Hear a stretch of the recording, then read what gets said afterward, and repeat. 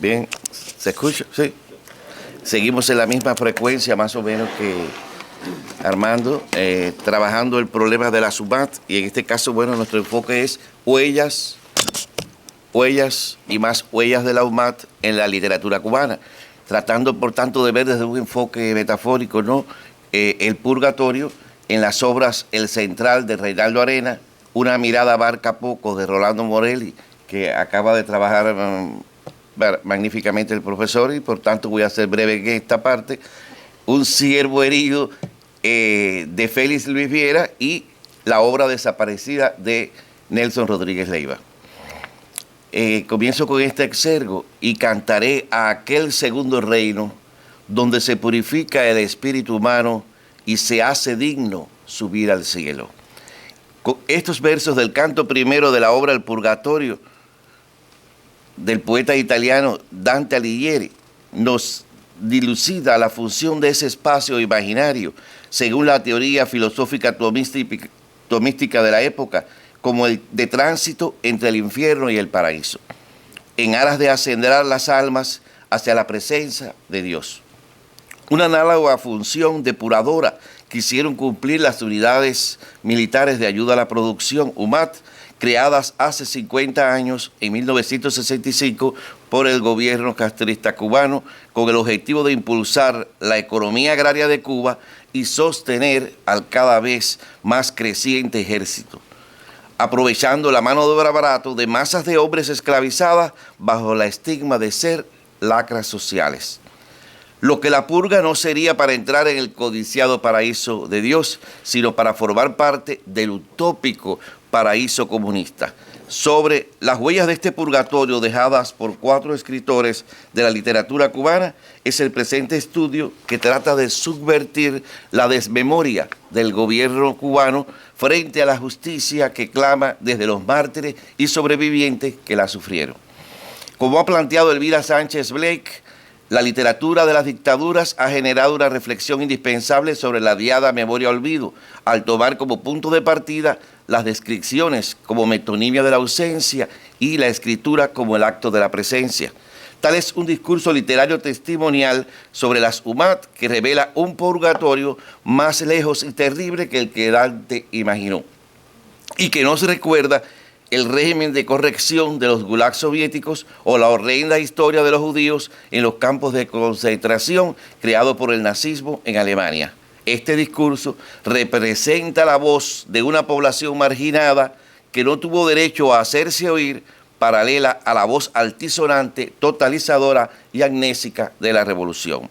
Dante reservó 7 gradas en su purgatorio, de acuerdo con la teoría tomística de los pecados por el amor mal encausado, denominados los pecados capitales: la soberbia, la envidia, la ira, la pereza, la avaricia, la gula y la lujuria. Y a cada grada le asignó un castigo diferente, de acuerdo con el carácter y la magnitud del pecado cometido, a fin de que el pecador purificara su alma y alcanzara el paraíso prometido por Dios. Al purgatorio concebido por la revolución no le importaban esos pecados capitales. Por supuesto, realmente esos pecados capitales eran lo que sembraba en su hombre nuevo. Se detuvo, como los fascistas hitlerianos, en una sola grada, donde se purgarían sus pecados los que entorpecían la formación del hombre nuevo, de acuerdo con las teorías políticas y psicológicas soviéticas del momento. Hay una cita importante: bueno, de acuerdo con las teorías políticas, la religión, como señalamos, el opio de los pueblos, como decía Carlos Marx, y de acuerdo con las políticas de la psicología, el ver la homosexualidad como un producto de la sociedad, en algunos mínimos casos problemas hormonales, como todo un estado de degeneración, ¿no?, del ser humano. Quienes fueron los hombres tildados de lacras sociales eran exactamente aquellos que no cumplían los parámetros de la política y psicología soviética. En estos casos, aquellos con identidades sexuales o de género no normativas, creencias religiosas, posición política o afinidad con la cultura anglosajónica. El hombre nuevo debía ser políticamente incondicional a la revolución, ateo y heterosexual. La revolución, según las palabras de Fidel Castro a los estudiantes en la Universidad de La Habana en el año 1963, y cito, no puede darle cabida a esas degeneraciones. La sociedad socialista no puede permitir ese tipo de generaciones. Qué extraño que, y ahora es mi palabra, qué extraño que escaparan de este círculo los afectos a la revolución religiosos y homosexuales, como es conocido, grandes figuras, que bueno, como clasifica Reinaldo Arena, el caso de la loca regia, que clasifica que es aquella que se identifica, por ejemplo, el ejemplo clave, Guevara, ¿no? Como tal. Ya tan tempranamente como en el año 1970, Reinaldo Arena escribe su poemario El Central, publicado en el extranjero y que por tanto se ganó con ello la persecución por no haber contado con la censura en el país. El Central es la poesía épica del hombre en torno a la zafra de su carrera cubana, ya sea durante la época de la colonia, de la revolución, durante la época de la colonia, de la república o de la revolución hasta los años 1970. Sus versos atrapan los sufrimientos del trabajador agrícola de esta industria, los desmanes de quien llevan el poder en cada momento histórico y ponen de relieve cómo la historia es la misma para el hombre de abajo. Aunque no habla directamente de la Jumá, sí hace referencia a las condiciones de vida y la explotación a la que son subidos los jóvenes de cualquier sistema armado o estudiantil del país. Ténganse en cuenta que las Jumá fueron ejércitos de trabajo. En 11 poemas, Arena enfatiza en los puntos comunes de ambas épocas. El primer poema que abre la colección es Manos Esclavas. Indias, africanas, cubanas, manos esclavas siempre. Le siguen Las Buenas Conciencias, un poema narrativo sobre quienes predican la fe y la esperanza, pero solo logran dejar al hombre convertido en adoradores del más implacable de los dioses, citando, el que no existe. Una cacería tropical canta la cacería de que los hombres en esta isla han sido víctimas para impulsar la zafra. Continúan llegando camiones, y vienen los versos, continúan llegando camiones atestados, se necesitan brazos, siempre se necesitan brazos para construir un imperio. No me preguntes cuál. El poema Peripecias de un viaje contrapone la partida de los africanos hacia las plantaciones en Cuba con la de los jóvenes que son movilizados por una ley militar, aunque no precisa si se trata del servicio militar obligatorio o las demás. El verso, cito, y todo esto por allí, por donde comienzan las plantaciones, alude más al sistema de la SUMAR, que fue mediante plantaciones igual que los esclavos, que a los del servicio militar como tal. El poema De Noche los Negros canta la epopeya del cansancio del hombre después de un día de trabajo, el del negro y el del humat en los cañaverales, para terminar con un balance eufórico de los desmanes del gobierno. Cito, hemos creado centenares de leyes represivas, hemos construido unos 150 campos de concentración, hemos fusilado a unas 50,000 personas, hemos desterrado a 1 millón y hemos esclavizado el resto. Las relaciones humanas alude a cómo en este medio solo el superior tiene de los derechos. Y así el verso únicamente separado, o sea, de únicamente al verbio a la una únicamente. Canta el totalitarismo que en este medio solo permite una únicamente. Pequeño pretexto para una monótona descarga es un breve poema de esta epopeya para poner de realce lo que la historia deprime. La monótona descarga es otro breve poema que se refiere a las mezquindades que nos deja ver la historia. Y ahí se ve, bueno, siempre esa visión de él de frustración en la vida, ¿no? De desespero. Y cuando nos dice entonces, hablar de la historia es hablar de nuestra propia mierda, almacenada en distintas letrinas. Grandiosos finales, grita la miseria que solo alcanza a ver es la voz poética de este poema, ya sea en la época de los indígenas esclavos, en los africanos o en los jóvenes hasta el año 70. Introducción al símbolo de la fe es el último canto que propone una profesión de fe para estos jóvenes, profesión de fe tal que dice, más allá de la muerte, más acá de la vida, la estafa. En lo que cree que no existe, el consuelo. En lo que seguirán buscando, la patria, la tierra, la puerta, el árbol, el sueño. Y en lo que no hallarán nunca, el tiempo, la palabra, el poema, la dicha, la calma en las miserias que ofrece este mundo.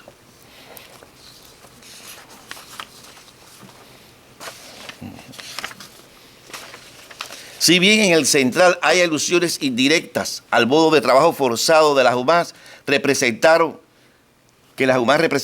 en su biografía antes de que anochezca, hay ya la valoración directa de lo que estos cuarteles significaron en relación con experiencias de algunos amigos, en especial del joven escritor Nelson Rodríguez, del cual solo se pudo salvar un libro, El Regalo, que fue publicado recientemente por Britannia. Nelson Rodríguez, según citamos a Reinaldo Arenas, nos dice, había estado en uno de los campos de concentración en 1964. Ahí hay un problemita de fecha, porque realmente es 65-68, no 64. Pero bueno, son las palabras textuales de Arenas.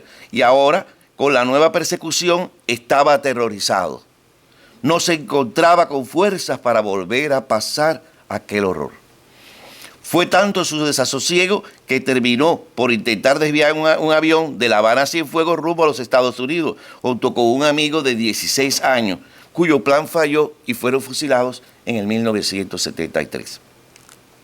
La colección de relatos, Una mirada abarca poco, y vamos a dar un detallito, que es el siguiente libro que hemos buscado, de Rolando Morelli, nos acerca también a aquellos días difíciles de la UMAS, entre 1965 y 68. El relato y no ver las alambradas, que es el que más voy a hacer énfasis, contribuye a ese discurso de reescribir la historia, dándole un espaldarazo a la historia oficial, por falsa e injusta. La voz narrativa encarna a un hombre que dialoga con el lector sobre sus experiencias en la UMAS desde su exilio en España, a la vez que se queja de la incomprensión del problema de los cubanos en las arenas internacionales, específicamente en España, donde reside. Su diálogo insiste en la famosa charlas o sermones que los instructores políticos daban a los reclutas con el fin de educar su ideología, o más bien convencerlos de la justicia y bondad de la revolución, una aspiración de la que hubiera sido interesante comprobar su eficiencia, pero como con todas las cosas del castrismo, los resultados andan a la sombra y, como dijo Martí, a la sombra solo florece el crimen. No obstante, y por experiencia lo digo, las charlas propiciaban, porque yo estuve en el servicio militar y es algo muy parecido, las charlas propiciaban lo contrario, un odio tremendo a las tradiciones de lucha del pueblo cubano, a todo lo que es idea de patriotismo, patriotas, todas revaloradas por la política comunista del país, la indiferencia con las figuras patrias, la ridiculización y sátira de aquellos discursos incoherentes e impartidos por oficiales más ignorantes que los miembros de las tropas. En los miembros de las tropas había personas que habían estudiado, tenían cierto nivel, sin embargo ellos eran personas campesinas sin ninguna ilustración. Elegidos solo porque esos instructores elegidos solo porque eran incondicionales o se hacían pasar por ellos para sobrevivir. Yo digo se hacían pasar por ellos porque mi experiencia personal, yo no sé si estarán de acuerdo, muchas personas quizás no, el oportunismo es lo que ha hecho mantener esa revolución. El oportunismo. Al principio te dan charlas, entonces cita las palabras del personaje ese allí que tiene la experiencia, y viene un político y te asegura que estás cumpliendo allí con tu deber revolucionario. Porque aunque tú no seas revolucionario, tu deber con la patria y el socialismo, bla, bla, bla, bla, bla. Porque aunque tú no seas socialista, al menos tendrás amor por tu patria. Eso lo experimenté yo, eso es así como lo puso la voz esta de Morelli. Y bla, bla, bla, bla, bla. Así la voz narrativa y personaje único del relato nos cuenta cómo se evadía de aquel sermón mirando en lontananza hacia las alambradas que cercaban aquellas plantaciones para escapar, aunque fuera con su mente, de aquella realidad. Seguidamente la voz narrativa y personaje único de ese relato da referencia del discurso homofóbico e insultante para todos los que estaban allí, independientemente de que todos no fueran homosexuales, era para todo el grupo. Y no bien ha terminado el político con su charla, que así es como le dicen ellos, te viene otro, es las palabras del personaje, con que si todos están allí, no se merecen ni el aire que respiran, que la revolución es demasiado generosa con una mano de lumpen, de parásitos y maricones contrarrevolucionarios, porque eso es lo que son todos los allí presentes, y que si por él fuera, le ahorraba gastos y esfuerzos a la revolución, porque no les daba de nada, como no fuera mucho plomo, eso, plomo, para acabar con tanta rata y cucarachas juntas. Pasamos entonces ahora a la otra obra donde se encuentra también Un Ciervo Herido. Un Ciervo Herido del año 2002 y recientemente publicada nuevamente. Adopta por título esos versos de José Martí para narrar la historia espeluznante del desgarramiento humano en la Sumá, donde el ciervo herido no encontró amparo. Como en los relatos anteriores, sobran elementos para considerar la obra como una narrativa posmoderna al dar una respuesta de legitimación nociológica al discurso oficial de la Jumá. Su estructura también experimental y fragmentada recurre a la creación de 4 partes y 7 voces narrativas para dar una visión holística de la historia. La primera parte se desarrolla a través de 2 voces narrativas complementarias diferentes desde la página 9 a la 133. Una voz narrativa en primera persona y anónima que avanza el relato y que se sabe que es la del personaje principal, que a la vez es Armandito Valdivieso, contando sus experiencias desde que es seleccionado hasta el final en la Sumat. La segunda voz narrativa importante, en tercera persona, trata de narrar todo lo que sucede fuera del mundo de Armandito, lo que suceda con su familia, lo que sucede en el CDR, Comité de Defensa de la Revolución, lo que sucede en el proceso que sigue todo el pueblo aquel exterior para seleccionarlo a él y enviarlo a la Sumat. Y luego hay un cambio, hay una parte que es epistolaria, donde hay un intercambio entre su mamá y él, donde se profundiza muy fuerte y hay relaciones que, bueno, yo no me atrevería a pensar decirle eso a una madre, ¿no? Esas palabras tan fuertes que se manejan, y él hasta manda a la madre a buscar un marido y que no se masturbe, toda una serie de cosas. Y entonces, al final, no se sabe más de la madre, y entonces una amiga le cuenta cómo su madre había muerto y todas las cosas, ¿no? Al final, esa es la cosa. O sea que hay 7 voces narrativas en esta obra. Correcto. Entonces, lo que se dice de la Jumá en el CDR y en la calle y las terribles experiencias de Armandito focalizadas fundamentalmente en las humillaciones vividas. Y entonces con más énfasis la gravedad del abuso con los testigos de Jehová y el shock de compartir espacios muy íntimos como homosexuales. En este caso fundamentalmente se basa en la línea narrativa del que va hablando. No, yo sí no pude conseguir si es algo autobiográfico de Viera, porque él pasó la Jumá, o el personaje ese principal no se sabe, ¿no?, cómo queda. Yo lo veo muy turbio, si es bisexual, si es, como quiere en algunos momentos decir que no es, que es heterosexual. Esa parte está muy turbia. Habría que entrevistar para tener más luces o alguien que me ayudara a comprender. La tercera parte es también epistolar entre Armando y la albacea monga Alicia de Castro, que comparte ya los datos finales de su mamá. Por último, vamos a pasar muy rápido a hablar de la obra Desaparecida de Nelson Rodríguez Leiva, un joven escritor cubano en medio de estas etapas de los años 60, finales 60, y que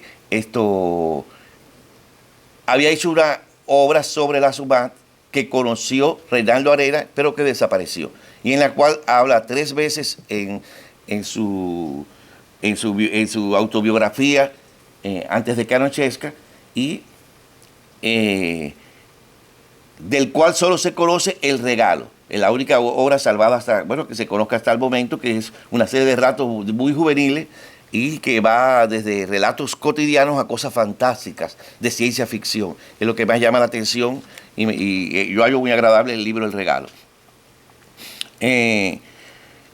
Ahora bien, antes que anochezca, a la que dedica el capítulo Nelson Rodríguez, señala que ese escritor cubano, o sea, sobre él nos dice: Nelson había estado en uno de los campos de concentración de 1964 y ahora con la nueva persecución estaba horrorizado, no se encontraba con fuerzas para volver a pasar por aquel horror.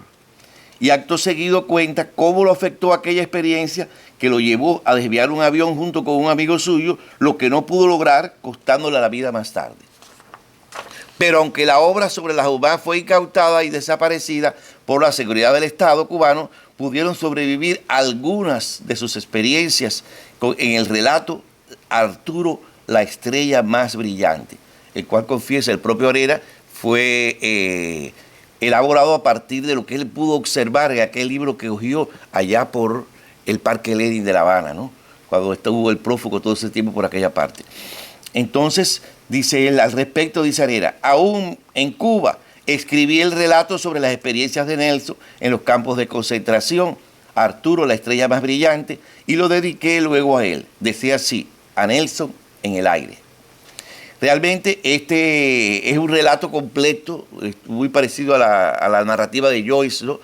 Que no hay un párrafo, no hay nada, todo es completo, muy interesante.